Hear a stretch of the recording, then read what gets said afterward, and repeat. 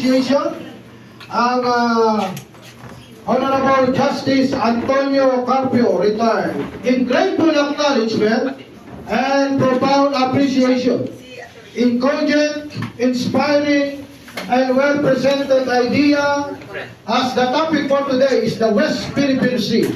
No, very memorable po ito at kasama po ito sa mga ledger ng Capital Christian Leadership. Ilalagay po ito sa magazine. At ito po, hindi po tayo kakaunti, mga minamahal na kapatid. Naka-live po tayo sa YouTube at naka-live po tayo sa FB. Marami pong nanonood. Hindi lamang Pilipinas, kundi ang buong mundo, buong Pilipino. And grateful encouragement as a profound appreciation, inspiring, award this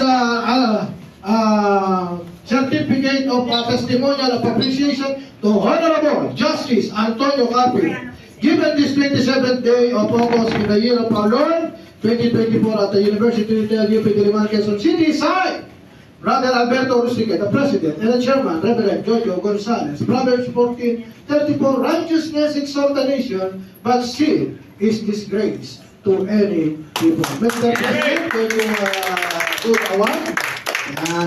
Kaya ba sa picture taking? Kung meron kayong tanong, pwede nyo po kausapin si Justice ng table meeting nyo po. Baka meron pa kayong hinahabol na tanong. Ayan, okay, palakpakan po natin at siyempre, can we invite all para po sa ating picture taking?